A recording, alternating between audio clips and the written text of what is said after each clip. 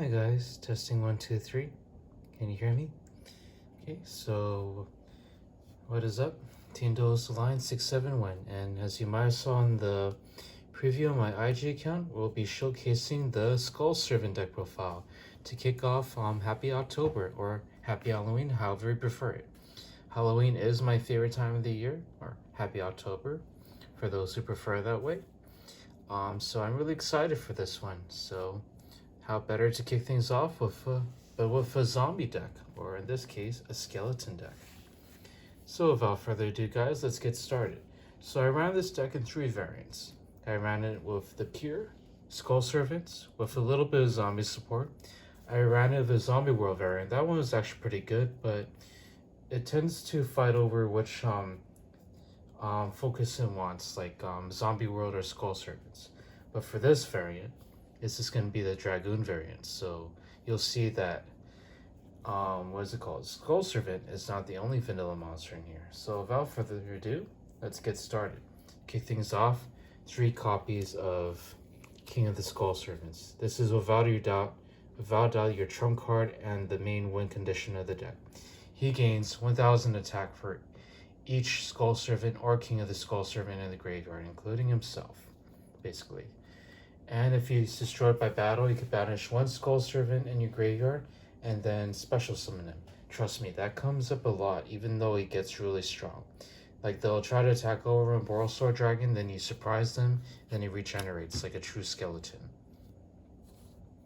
Or undead. So, that will be the main trump card. So you run 3 copies of King of the Skull Servants, and for the king, we also run the prince. 3 copies of White Prince. He counts as Skull Servant in the graveyard, like as do the other white cards in this deck. So, well, he says that if he's sent to the graveyard in any way, you send both a copy of Skull Servant and Lady in White from your deck to the graveyard, or your hand to the graveyard. And also, you could banish him from your graveyard and 2 other Skull Servants as costs. Trust me, it's not that bad. That's a cost. It actually helps. And then you can special summon the king from your deck. So from a prince to a king, and from a king to a Hulk, pretty much. Okay, so we also run the servant, the original Skull Servant. He reads, just for the flavor text, a skeletal ghost that isn't strong, but can mean trouble in numbers. So that's your Yu-Gi-Oh! MCU right there. He foreshadowed a very powerful zombie deck in the future that'll drive everyone crazy. Speaking of driving everyone crazy, I took this to the locals. I did pretty good for a fun deck. This is solely for fun, but I do add Dragoon to back them up. And I did pretty good. I beat Cyber Dragons, and out of luck, I beat Virtual Worlds. That was really hard, but I managed to do it. For some odd reason. But I still lost to Zephrys. That deck does exist. It's actually really strong. And Mass Heroes, or Element Heroes, because once they brought out Dark Law and Absolute Zero combination, it was game over for me. But I still put up a good fight, and I gave them a really hard time, like 2-1. I believe. Yeah, I think I did. Anyways, to continue. And what is a king without his queen? Lady in White. So these are the 2 targets that you're always going to send with White Prince. Note, you have to send both of them. You can't send either or. You have to send both. And if you don't have a target, like if you don't have both of these in your hand or deck, then his effect doesn't go through. Just a fair note. So Lady in White says, your 3 or lower zombie type monsters on the field unaffected by spells and traps, period, and they can't be destroyed by battle. And trust me, that does come in handy, even though he gets super strong, because you want to get around stuff like Honest or Borrelsword, you name it. Am I missing anything? She also counts as Skull Servant in the graveyard. They all do, but yeah, you know what I mean. And to add to the women in this deck, White Princess. Her purpose in this deck is 2 abilities. When she's no more special summoned, she sends the White Prince from the deck to the graveyard. Very simple. And you could go from there. Why what you do from there. Like activate White Prince effect. Also, she's on the hand or your field. She acts as a hand trap, meaning you could discard this card from your hand to the graveyard. Is it discard? Let me double check that for you so I don't mislead any of you. No, you send. Sorry about that. You send this card from your hand or face up on the field to the graveyard, and then all of your opponent's monsters, or all monsters on the field actually, my apologies, lose 300 attack and offense equal to their levels or ranks. Yes, given this was made during the Exceed era, but that's okay. Still a very powerful card. And this lasts until the end of the turn, but you could spring it on your opponent, you could stop their OTKs, you could use it against them when you're OTKing with him, and look, he's level 1, so he only loses 300 but he normally gets like super strong in here, like 23,000 or something, depending on how many you send. And next, to continue with the Skull Servant lineup, we have the Knight, Whitemare. He has a discard effect, and when you discard him, he has one of these effects. You could target one of your banners, Skull Servant or Whitemare, and put him back into the graveyard. So from the banishment to the graveyard, basically. And you also could target one of your banished Lady in White or King of the Skull Servants. So this one actually combos well with Lady in White. Like, let's say they try to Magic Cylinder your Skull Servant or Mirror Force. You could chain this from your hand, special summon Lady in White from your banished zone because she's going to be banished anyways because of White Prince. And then resolving backwards, he's unaffected by Mirror Force in that chain because this is a continuous effect. So it's a very neat trick you could do on your opponent in case they try to spring a trap on you. So yeah, this helped me steal a lot of games, honestly. I should have summoned her more often during the tournament. And also to add to the hand traps, we have essentially 3 hand traps in here. White Baking. So his hand trap effect says if level 3 or lower zombie type monster be destroyed by battle or card effect, you can discard this one instead. And he has another effect. If he's sent to the graveyard in any way, you can add 2 Skull Servant cards from your deck to the graveyard, or a card that has Skull Servant in its text. And then you could discard 1 card. So normally when you send to the graveyard, you add like these 2, and then you discard 1 card. Obviously you want to discard your White Prince. It makes it where your White Prince is always being discarded. So that's it for the Skull Servant lineup. As you can see, I'm running all 3 copies of each Skull Servant in existence. So that's 3, 6, 9, 12, 15, 18, 21. So the most this guy could get, the biggest this guy could get is like 20,000. Imagine that. Truly the Incredible Hulk for the zombies. Okay, so that will be it for the Skull Servant lineup. Now let me show you the generic zombie monsters that we run. We run Sean Kingston, Justin Bieber. I'm just kidding.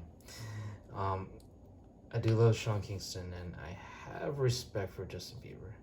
I'm not sure if I can say that. Sorry, YouTube. Anyways, 3 copies of Unizombie.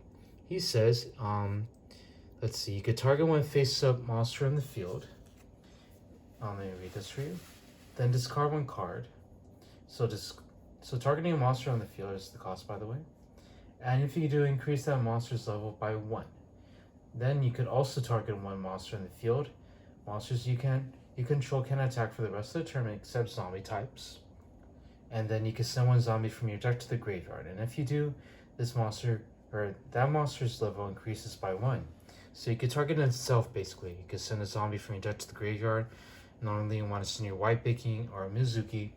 And then you could discard 1 card from your, then you could target himself again, discard 1 card from your hand, then you could go from there. You normally want to discard your Skull Servants, so this is like the best friend of your Skull Servants. Well, he's the best friend of zombies, like he's arguably the best zombie tuner that came out alongside Plague Spreader. But anyways, yeah, the best friend. Sean Kingston, Justin Bieber. Sorry, I just said that. Unizombie. Shiranui Solitaire, just 1. As a trump card, because this deck is actually thins out really good, and you do run a little bit of draw cards, so you don't really need to see him too often.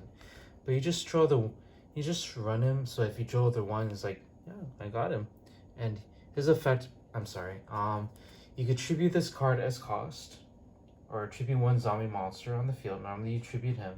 Special summon one zombie tuner from the deck with 0 defense. So you're mostly aiming for him. The second effect doesn't really matter unless you're running Shiranuis. Yeah, I think I'll leave that out. But just out of respect, if this card is banished, target one of your banished Shiranui monsters except Shiranui Solitaire or up to 2. Instead, if you have Shiranui style synthesis on the field, special summon them.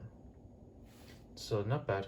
But we're just focusing on his first effect to bring out Unizombi. So essentially, you're running 4. But if you're the kind that wants to run 3 and you're running 6, that's up to you. But this deck is mostly focusing on the Skull Servant engine. So what's a zombie deck without Mizuki? His effect is very simple. Banish his card from the graveyard and then special summon a zombie from the graveyard. The best friend for zombies. Well, who am I kidding? They're all best friends for zombies. And speaking of friend, we also run Gozuki, 1 copy. During the main phase, you can send 1 zombie from your deck to the graveyard. Very simple effect. Also, if this card is sent to the graveyard, you can banish 1 zombie monster in your graveyard except Gozuki, so other than himself. Special summon 1 zombie from your hand. So right when he's sent to the graveyard, basically. Does it say if? Yeah, if. That very magic word in Yu-Gi-Oh! If. What if? I'm just kidding. I gotta watch that, by the way. Marvel's What If. It's getting crazy. Vision Ultron with the Infinity Stones. Holy cow. And he knows who the Beyonder is, I think? I gotta really catch up. I'm behind on Marvel. I'm focusing on DC. I'm a fan of both, by the way. And speaking of Dark, we run 1 Jack-o'-Bullet. So he says you can special summon this card from your hand by discarding 1 monster. Yeah, discard 1 zombie monster's cost, and then special summon this card from your hand. During your opponent's main phase, quick effect, you could target 1 zombie monster in either graveyard and special summon that monster. But banish it when it leaves the field. Then banish this card until the end phase. So he just tags out a little bit, and then he tags in a zombie from your graveyard. So he's like a zombie glider beast. Pretty cool, huh?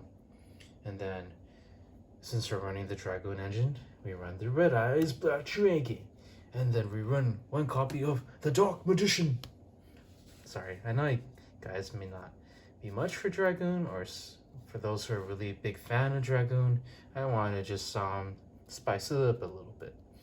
I have to be honest, this is my favorite format because I get to run my favorite card of all time, and one of my favorite cards of all time. So yeah, he's number 1. I do have my top 10 favorite cards of all time. Maybe I'll do that in another video. But for now, let's go and continue. That'll be it for the monster lineup, I believe. Let's double check, yes. Let's go on with the spells. Now, the spells is not too much, but we do need them. 3 copies of Allure Darkness to thin out the deck. You know, simple. Draw 2 cards and banish 1 dark monster. Also, he helps you with your Skull Servant engine, because you could just banish your King of the Skull Servants, your Lady in White, or even a White Mare, and it doesn't matter because you can use White Mare's effect to either special summon them or put them back into the graveyard, depending on which name, as I explained earlier. Okay, to continue. A lot of people go back and forth, 3, 2, 1 of this, but I believe 2 is the magic number. The rule of 2, 1 is too many, or 1 is not enough, 3 is too many, so we settle with 2 for consistency. Also, the deck is very good at sending zombies to the graveyard, or Skull Servants to the graveyard, so you don't really need to see this too often, but that extra push really helps. It really helped to be able to K in 1 time. Threw the opponent off because I played it during the battle phase, because it's a quick effect. I just send 3 Skull Servants from my banished zone back to the graveyard, or return it back to the graveyard, and then he got like a 13,000 King of the Skull Servant swinging at my opponent. It was really funny. Okay, to keep with the zombie theme or the Halloween theme, 1 copy of Foolish Burial. Yep, I got that secret, guys. You're welcome. You know, Joey Tech. You send a monster from your deck to the graveyard. Simple as that. And speaking of Joey and Yugi Tech and Kaiba, and they all ran it. Monster Reborn. You special, you target one monster in either player's graveyard and special summon it. Ta-da, simple as that. So simple back then, Yu-Gi-Oh, huh? And now they went Super Saiyan God. I'm just kidding. Very complex, just like Dragon Ball Z. Anyways, one copy of 1-for-1. If I must explain it, you send one monster from your deck from your hand to the graveyard to special summon one level 1 monster from your hand or deck. Yeah, 1-for-1, literally. I'm just kidding. Anyways, then one copy of Red Eyes Fusion. For obvious reasons, we run the Orochimaru for the Piranha Anaconda, and then one copy of Call by the Grave, because screw you, hand traps. This is a ulti deck, but thanks to Dragoon and other extra deck options, you could go first. I actually went first a lot in this deck. Just so I could rip a card from their hand. With Trishula, I could go into Dragoon. How about I show you what I go into? Because we're going to go into the extra deck. So for the extra deck, we run one copy of Chaos Ruler, the Chaotic Magical Dragon. I'm still new to this card, but in this deck, it's actually really good. Because he says, if you Synchro Summon, you excavate the top 5 cards of your deck to the graveyard, and then you can add one light or dark monster amongst them, and then you send the rest to the graveyard. So he's actually really good, because he buries your Skull Servants. In the pure variant, you have like no problem with this. But in the Dragoon variant, you can, but all I'll say is be careful, like, because at least if you excavate into the Red Eyes Black Dragon or Dark Magician, either one of them, you can add to your hand, you can still go for Dragoon. But if you excavate into both of them or Red Eyes Fusion, then yeah, that kind of messes up the engine.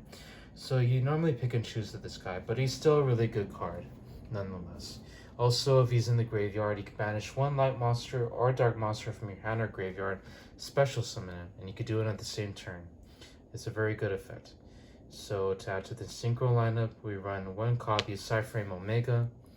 I haven't summoned this guy too often. I almost forgot what he does. But he is a very good card. Don't get me wrong on that gesture. Once per turn during the main phase quick effect, you can banish both this face-up card on the field and run one random card in your opponent's hand face-up until the next standby phase. So they both come back during the next standby phase, so he's kind of like Trishula basically, by level 8. Once per turn, the opponent's standby phase, you can target one of your banish, target one banished card, return to the graveyard. So it's any banished card. So in this case, it's just a Skull Servants to make your king stronger. If this card is in your graveyard, you could target one other card in your graveyard, shuffle both that card and this card in your graveyard to the deck.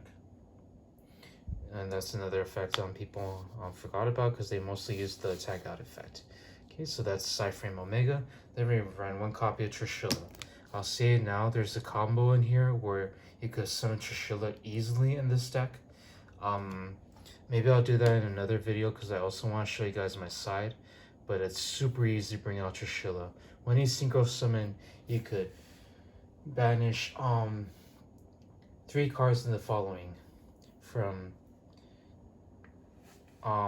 one card each from your opponent's graveyard, from their hand, or on the field.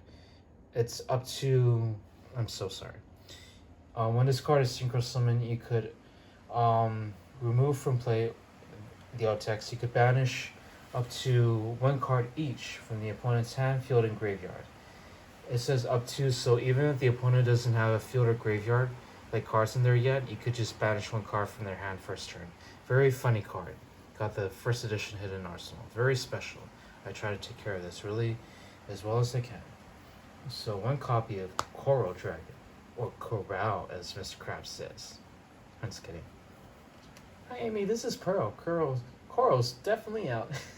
Sorry, I love SpongeBob. Anyways, once per turn, you could discard 1 card, then target 1 card, and one card your opponent controls, destroy it. So it's it destroys 1 card in the field basically. And if the Synchro Summon card is sent to the field to the graveyard, you could draw a card. So he pretty much destroys a card, or he could help you gain a card. Then, okay, that's it for the synchros. Then for the fusions, you guessed it, Madara Uchiha. I'm just kidding. Red Eyes Dark Dragoon. Must I say what he does? Sure, why not? He can't be targeted. He can't be destroyed by card effects. And if you... Then he could destroy one monster in the field, and the opponent takes damage equal to his original attack. And if you use both Red Eyes Black Dragon and Dark Magician to fuse for this guy, he could destroy two of them. How amazing. And the best part is, you can discard one card from your hand, can negate an activation of a card or effect, and destroy it. And not only that, if you do destroy it by this effect, he gains 1000 attack. Amazing, right? I'm just kidding. Sorry, I'm really hyper for some odd reason. So basically that's what Dragoon does, and that's why he's so powerful. Okay, so that's it for the fusions. For the one Exceed monster, Levier the Sea Dragon. Takes 2 level 3 monsters to exceed summon it. Once per turn you could detach one material, then you could target one of your level 3 or lower banished monsters. You could target one banished monster in general that is level 4 or lower, and then special summon that target to your side of the field. So like even summon your opponent's banished monsters, but you're mainly summoning like your White Prince, so you could send more Skull Servants to the graveyard. You could special summon King of Skull Servants if he's banished by Lure of Darkness. Very versatile card. Now the rest is pretty much Link monsters. One copy of Linkuriboh, because it's a level 1 deck. Save you the time, guys. Linkuriboh is just, you know, here for defense, here for the summon, and I think we all know what he does by now. So sorry if I had to cut that short. One copy of Apollousa, the Monster Negator. Very good Monster Negate. And also we run one copy of Saryuja. I like running him because if I have like 4 more materials, I could shuffle. I could draw 4 cards and then put 3 cards in my hand back to the deck. So if I do happen to draw a Dragoon or a Red Eyes Fusion or any of the fusion materials, I could just put it back in the deck. This deck could get a way of just hard summoning the Dragoon, but in case you just really want to bring out other boss monsters to accompany Dragoon, then we normally go into Saryuja. Then we add to the versatility of the deck one copy of Nightmare Unicorn. Very good card. And then we also run, let me move everyone down, one copy of the one called Avenged Savior. Very good card. What he does exactly is his name, because Vendred's Slayer while on the field. That one you don't really worry about. You can only use one of these, each of these following effects once per turn. You can target one Vendred card in your graveyard, add to your hand. For this deck, you don't really worry about that, but what we do pay attention to is this effect. During damage calculation, if this card battles an opponent's monster, quick effect. Send one zombie from your deck to the graveyard.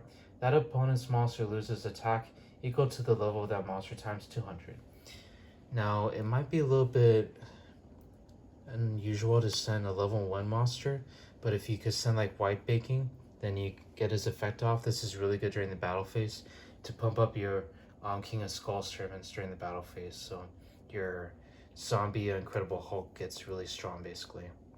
Then Underclock Taker, because if you get your King of Skull Servants to 8,000 already, you could bust this guy out. So what you want to do is like you summon him in the extra deck zone. You want to have him point down basically to King of Skull Servants. You could get him there or here, because what he says is that once per turn you could target one face-up monster. This card points to one face-up monster your opponent controls. The opponent loses attack equal to the attack of the target this monster points to. So you normally have him point to King of the Skull Servants. And if you could target an opponent's monster, their attack basically drops to 0 because one monster is stronger than 10,000, right? Or 8,000. And then, since that monster's attack is 0, it's just game. Swing with your Incredible Hulk zombie. And then also to add to the versatility, we run something similar called Pentastack. Pentastack says any monster that is linked with this one deals piercing damage. So it's not only if he, like King of Skull Servant is being pointed at when he's in the extra deck zone, it's just any monster that he's linked with. Like Apollousa will get a piercing, or any monster that Appaloosa points to, while this card is pointing at Appaloosa, gets piercing. That's the beauty of when it says has to be just linked. It's one of the most versatile effects, basically. And then we also run one copy of Vampire Sucker because this is a zombie deck. It takes 2 zombie type monsters. If a zombie is special summoned in any way from the graveyard, you draw a card. And also, you could special summon. You could target one monster in the opponent's graveyard, special summon the opponent's side of the field in defense mode, but it becomes a zombie type monster. Also says if you were to tribute summon monsters for a tribute summon, you could tribute a zombie monster your opponent controls instead, even though you don't control them. The only one you have in here is the Jack-o'-Bolin, so if you want to do that, then yeah, by all means.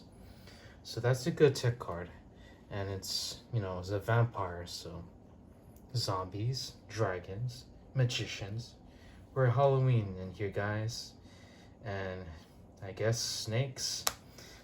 To round things off, one copy of Verta Predaplant Anaconda. No, I'm not singing that song, although I love Nicki Minaj. Orochimaru, we all know what he does by now. He helps you bring out Dragoon. Just to save you some time, guys, because I want to show you the side deck as well, because that's also very important for the strategy. Okay, so that does it for the extra deck, guys. Let me set this aside for you, and I'll skim through the side deck really quick to save you the time, because I'm already hitting 26 minutes according to my clock. 3 copies of Ash Blossom, because it's a zombie, it's a tuner, and it negates any search card or card that sends from the deck to the graveyard or special summons from the deck. Very versatile card. Drone Lockbird, because actually I'll just say the purpose, because most of us know what these cards do by now. For Tritons, for heroes, you name it. Nibiru, for anything that could summon more than 5 monsters during your first turn. You just throw a rock at them. It's a big rock. Only kidding. Your reference there for the Batman animated series, masterpiece. One copy of Gamsteel, the Sea Turtle Kaiju. For boss monsters, it says, "Hi Dragoon." If you go up against Dragoon, it's your anti-Dragoon tech. One copy of Harpy's Feather Duster, to wipe the floor with the opponent. I'm just kidding. More like wipe their spells and traps. That's what it literally does. 2 copies of Cosmic Cyclone, because some spells and traps love to be destroyed, so we just banish it instead, just to be a good Samaritan. I'm just kidding. 1 copy of Imperial Order, because heroes, because Tritons, because pretty much every Yu-Gi-Oh deck uses spells to get their combos going, and if you throw this at them, they're like, oh, holy crud. Well, you could throw this at this deck too, but this is monster orientated, so it doesn't really matter too much. So when you side this, the trick is just play all your spells the first turn, then you set this, and then you have Imperial Order to back up Dragon, so you just have to worry about the monster effect. Then 2 copies of Solemn Judgment, because, what is it called? Forbidden Droplet's a problem. This could negate Forbidden Droplet or just anything like Lightning Storm. As long as they don't discard a trap card with Forbidden Droplet, then you can negate a Solemn Judgment. Mind you, disclaimer. So yeah, that was faster than I thought. This is 15 for the side deck, 15 for the extra deck, and 41 for the main deck. The Dragoon variant is helping me a lot. If you guys want, I could also show you the pure variant one day or the Zombie World variant, but right now this is the one that helps the most. It could go first, it could go second. The most versatile build I found so far. So thank you so much for being patient, guys. I hope you enjoyed the deck profile, and I hope this helps. Shout out for Dark Arm Duelist for inspiring me to help make this deck. I really appreciate you, man. And I'll see you guys in the next video. See you around, guys.